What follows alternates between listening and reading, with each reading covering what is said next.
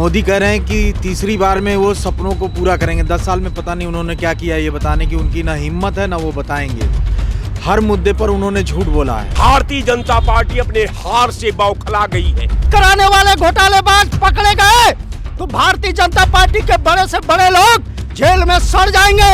प्रधानमंत्री जी को बताना चाहिए था, आपने कानून तो बना दिया, लेकिन व्यापकम के घोटालेबाज शिवराज चौहान और भारतीय जनता पार्टी के लोग मध्य प्रदेश में जेल में। प्रधानमंत्री जी खुद ही भ्रष्टाचार करने में लगे हैं। वो ऐसे प्रधानमंत्री जी हैं जो कहते हैं पीएम के फंड का ऑडिट नहीं होगा, हम कोई जवाब नहीं देंगे। नमस्कार, मैं हूं हयात अब्बास और आप देख रहे हैं 4PM न्यूज़ नेटवर्क। एक तरफ मोदी जी नारा देते हैं 400 पार का, तो दूसरी तरफ इंडिया गठबंधन है, जहां एक तरफ भाजपा ये सारी अफवाहें फैला रही है कि इंडिया गठबंधन टूट रहा है, बिखर रहा है। उसी बीच एक खबर निकल के आ रही है जिसमें ये बात, जो सीट शेयरिंग की बात थी सपा और कांग्रेस के बीच, वो तय हो गई है।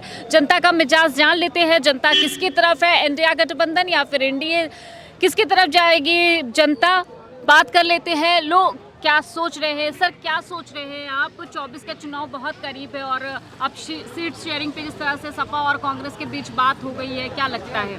देखिए, भाजपा की चिंता, मोदी जी की चिंता इंडिया गठबंधन हो सकती है। इंडिया गठबंधन की चिंता है देश के जनता के मुद्दे। वो परेशान है सत्ता में बने रहने के लिए, हम परेशान हैं कि देश की जनता के जो अधिकार हैं वो खत्म ना होने पाए, लोकतंत्र हमारा खत्म ना होने पाए, संविधान ना खत्म होने पाए। मोदी कह रहे हैं कि तीसरी बार में वो सपनों को पूरा करेंगे। 10 साल में पता नहीं उन्होंने क्या किया, ये बताने की उनकी ना हिम्मत है ना वो बताएंगे। हर मुद्दे पर उन्होंने झूठ बोला है। 2014 से पहले जो भी वादे किए थे, रोजगार को लेकर, सीमा सुरक्षा को लेकर, विदेश नीति को लेकर, उस पर वो बात नहीं करना चाहते हैं। अब वो नए सिरे से वादा कर रहे हैं कि हम तीसरी बार आएंगे और हम जो है वो सारे सपनों का भारत दे देंगे। तो 10 साल में सपनों का भारत तो दे नहीं पाए। देश पे 205 लाख करोड़ का कर्जा उन्होंने लाद दिया।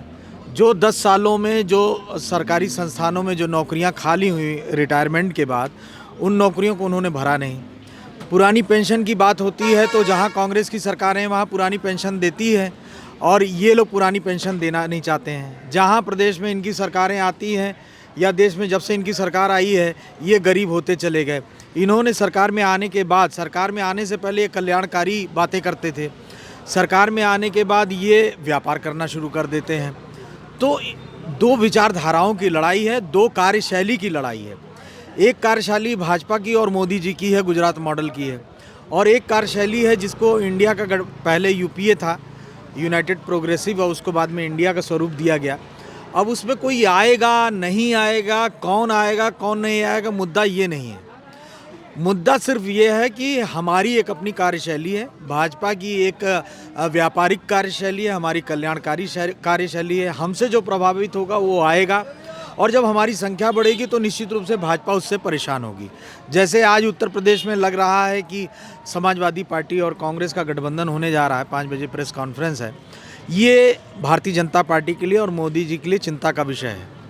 चिंता का विषय सत्ता के खोने के लिए, इस बात का कि नहीं कि वो सत्ता में बने रहकर 10 सालों में उन्होंने क्या किया। अगर चिंता नहीं है तो वो आराम से बैठ के बताते कि उन्होंने 10 साल में कितना रोजगार दिया, महंगाई को कम करने का कितना प्रयास किया, पेट्रोल डीजल के दाम करने के लिए उन्होंने बात कही थी, किसानों को जो है आय का दोगुना देने वाले थे, हर सर पे छत देने वाले थे, नौजवानों को सालाना 2 करोड़ रोजगार देने वाले थे। वो सारे मुद्दों पर वो बात करते, ना कि इस बात को लेकर चिंतित रहते कि इंडिया गठबंधन में कौन आएगा और कौन नहीं आएगा। किन मुद्दों पर वोट होना चाहिए, जनता क्या सोच रही है कि किस मुद्दों पर वोट होगा इस बार?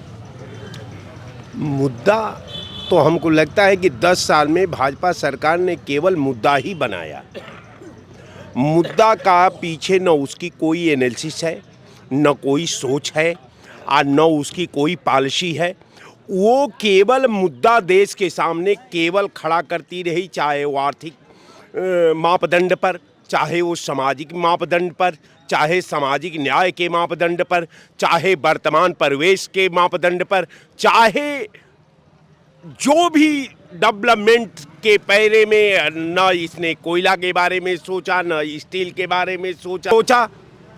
तो तमाम जो है ये बातें आप देख रही हैं कि उत्तर प्रदेश के अंदर मैंने पूछा भारतीय जनता पार्टी से कि पूरी आप उत्तर प्रदेश के भूगोल में आप 1 करोड़ रुपए का स्टील के क्षेत्र में काम किए हो, लोहा के क्षेत्र में काम किए हो, कोयला के क्षेत्र में क्या काम किए हो, उर्वरक के क्षेत्र में काम किए हो, कार्बन के क्षेत्र में काम किए हो, कोई नहीं काम।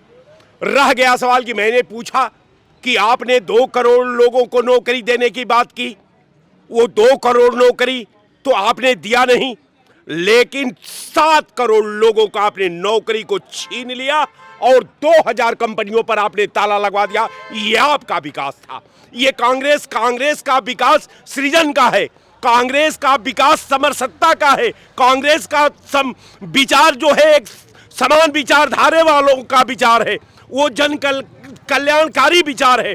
अब रह गया सवाल कि आप तो नफरत में डूब रहे हैं, आप बदले में डूब रहे हैं, आप दूसरे को नीचे दिखाने में डूब रहे हैं। तो आपकी पॉलिसी तो केवल आप धार्मिक उन्माद को पैदा करके समाज को तोड़ने के नाम पर, समाज की एकता तार तार करने के नाम पर, संविधान को गुमराह करने के नाम पर, कार्यपालिका को जात के नाम पर बांट देना, यही आपकी परंपरा रही है। अब मैं आपके चैनल पर ईमानदारी से कहता हूं कि 200, 400, 400, 300, अगर आप देश की पार्लियामेंट में एक भारत का प्रधानमंत्री बोल रहा है कि अब की बार 400 पार, तो चुनाव किस बात का?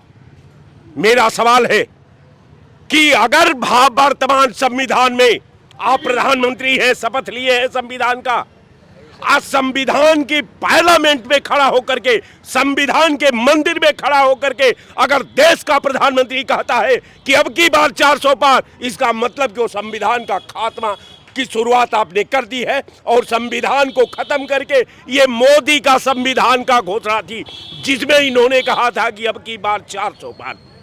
तो मैं कहना चाहता हूं कि तमाम इन लोगों की बात को देखते रहिए, ये फिरका परस्ती ताकते हैं और ऐसा इन्होंने एक दीवार पैदा कर दिया है, समाज में दीवार खड़ा कर दिया है कि दीवार इतना मजबूत है कि मुझे लगता है, और हमें नहीं, भाजपा को ये लगता है कि यह दीवार टूट नहीं सकती। लेकिन उसको स्मरण रहना चाहिए कि हमने मुगल का भी चहदीवार को तोड़ी है, हमने अंग्रेजों का चहदीवार को तोड़ी है, हम भाजपा के भी चहदीवार को तोड़ करके हिंदुस्तान में तार तार कर देंगे। और पुनः जो दौर चल रहा है, इन बच्चों का क्या होगा?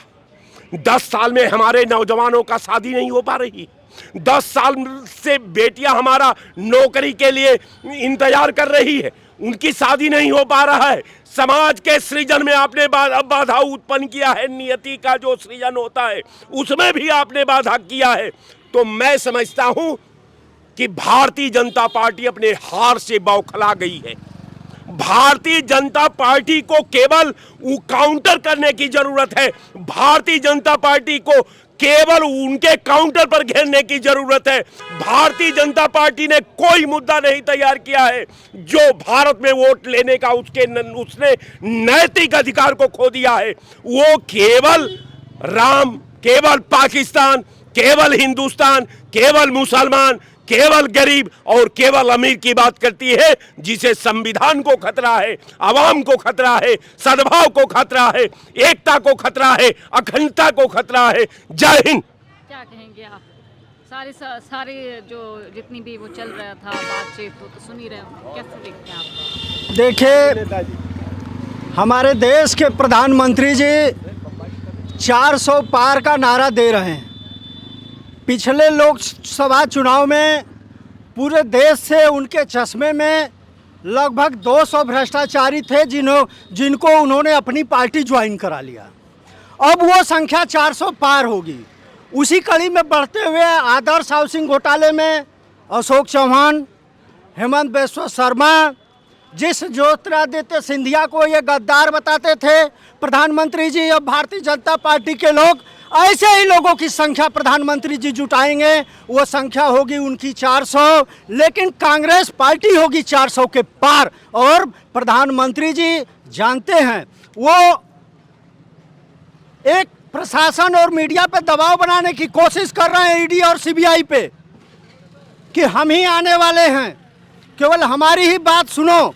क्योंकि प्रधानमंत्री जी जानते हैं कि अगर पीएम केयर फंड के घोटाले की जांच हो गया, ये हिंदुस्तान के ऐसे पहले प्रधानमंत्री होंगे जो जेल में सड़ेंगे और पूरे जीवन बाहर नहीं निकल पाएंगे। अगर पेपर आउट कराने वाले घोटालेबाज पकड़े गए तो भारतीय जनता पार्टी के बड़े से बड़े लोग जेल में सड़ जाएंगे। प्रधानमंत्री जी को बताना चाहिए था, आपने कानून तो बना दिया, लेकिन व्यापकम के घोटालेबाज शिवराज चौहान और भारतीय जनता पार्टी के लोग मध्य प्रदेश में जेल में कब होंगे, उनकी गाड़ियां कब पलटेंगी, उन पे बुलडोजर कब चलेगा। और मोदी जी कहते हैं कि हमारी सरकार में भ्रष्टाचार पूरी तरह से खत्म। प्रधानमंत्री जी खुद ही भ्रष्टाचार करने में लगे हैं। वो ऐसे प्रधानमंत्री जी हैं जो कहते हैं पीएम केयर फंड का ऑडिट नहीं होगा, हम कोई जवाब नहीं देंगे, और कहते हैं कि भ्रष्टाचार खत्म हो गया। पूरे हिंदुस्तान के यूनिवर्सिटी से जितने नौजवानों ने अपनी समस्या को लेकर प्रधानमंत्री जी को कोई पत्र लिखा था, चिट्ठी लिखा था, प्रार्थना पत्र दिया था, उन किसी नौजवान की डिग्री पूरी नहीं हो पाई, उनका कोर्स नहीं पूरा हो पाया, उनके एडमिशन निरस्त कर दिए गए, हजारों छात्र ड्रॉप आउट हुए। 2019 से 2021 के बीच में एनसीआरबी के आंकड़े कहते हैं 13,500 स्टूडेंटों ने इस हिंदुस्तान में आत्महत्या कर लिया। मैं तो कह रहा हूँ 13,500 छात्रों के अगर आत्महत्या का जिम्मेदार कोई है तो वो प्रधानमंत्री जी हैं। इस हिंदुस्तान में उनके द्वारा नियुक्त गवर्नर और राष्ट्रपति हैं जिनको उन्होंने केवल कठपुतली बना रखा है। यूनिवर्सिटियों में घोटाले पे घोटाले हो रहे हैं। कहते हैं कि हमने 2 उत्तर करोड़ प्रदेश के कानपुर यूनिवर्सिटी का घोटाला देख लीजिए। एसटीएफ गिरफ्तार करने वाली थी वाइस चांसलर को, जांच सीबीआई को दे दी जाती है। गवर्नर महोदया को डर लगता है और सीबीआई जांच रोक दी जाती है। क्यों इस तरह का खिलवाड़ क्यों हो रहा खुला है? संरक्षण इस तरह क्यों? का खिलवाड़ क्यों हो रहा है? क्या वजह है जो प्रधानमंत्री पे जिस तरह से आप कह रहे हैं कि प्रधानमंत्री ये युवाओं के साथ खिलवाड़ कर रहे हैं, उनके करियर के साथ? युवाओं के साथ प्रधानमंत्री जी खिलवाड़ सिर्फ इसलिए कर रहे हैं कि प्रधानमंत्री जी अंग्रेजों के रास्ते पे चल रहे हैं। वो चाह रहे हैं कि सिर्फ नौजवान के पास डिग्री हो, सोचने समझने की क्षमता उसकी ख़त्म हो जाए, सिर्फ वो ब्रांड का नाम जाने और प्रधानमंत्री जी जो कहें, जो उनकी मीडिया दिखाए, गोदी मीडिया, सिर्फ वो नौजवान उतना ही सोचे समझे और भ्रमित रहें। जैसे बुंदेलखंड यूनिवर्सिटी में अभी बीएड एंट्रेंस हुआ था, गोपनीय मत 20% रहता था, इस बार 80% किया गया और 50 करोड़ के ऊपर का महा घोटाला हुआ, लेकिन सरकार ने कोई कार्रवाई की? कोई कार्रवाई नहीं की। प्रमुख सचिव शिक्षा को जेल में डाला कि भाई क्या देख रहे हो, विश्वविद्यालयों में घोटाले पे घोटाला हुए जा रहा है। उनके विशेष सचिव को जेल में डाला, रजिस्ट्रार वाइस चांसलर को बर्खास्त किया गया, जेल भेजा गया। क्या गवर्नर महोदया से इस्तीफा लिया गया कि भ्रष्टाचार को इतना खुला संरक्षण क्यों है? क्यों है? क्या राष्ट्रीय लोकपाल एक भी इतनी शिकायतें हुई हैं? पहले तो 14 के पहले ये हो रहा था कि लोकपाल का गठन हो जाएगा तो देश से भ्रष्टाचार मिट जाएगा। क्या हो रहा है? 5 स्टार होटलों में बैठे लोग आनंद ले रहे हैं, एक नोटिस नहीं हो रही है। मानवाधिकार डिपार्टमेंट को बंद क्यों नहीं कर दिया जा रहा है? अगर रोहित वेमुला जैसे छात्र आत्महत्या कर लिए और उनकी लड़ाई, उस रोहित वेमुला जैसे लाखों करोड़ों छात्रों की अगर लड़ाई लड़ रहे हैं तो माननीय राहुल गांधी लड़ रहे हैं। और मैं प्रधानमंत्री जी बता देना चाहता हूँ, हिंदुस्तान में परिवर्तन सिर्फ युवा कर सकता है। युवा महात्मा गांधी ने किया था, युवा नेताजी सुभाष चंद्र बोस ने किया था, युवा चंद्रशेखर आजाद ने किया था और युवा राहुल गांधी करेंगे। प्रधानमंत्री जी आप बूढ़े हो चुके हो, अब घपले घोटाले में आपको जेल में सड़ने की नौबत आ रही है। देखिए हम बताएं। हेलो, हाँ जी अंकल, हिंदुस्तान में सबसे बड़े चोर मोदी, योगी, अमित शाह, राजनाथ सिंह और सबसे बड़ी गंदी औरत स्मृति ईरानी, डांस करने वाली सेंट्रल मंत्री, चप्पल चोर। देश की आपको डर नहीं लग रहा है आप ऐसी भाषा? 50 चूधे मारो ऐसे मोदी योगी को। और मोदी योगी को लोकसभा चुनाव पे तमाम मुद्दों पे इसी तरह हम लोगों के बीच जाके चर्चा करते रहेंगे। कैमरा पर्सन सत्यनारायण के साथ मैं हयात अब्बास, ओपीएम न्यूज़ नेटवर्क।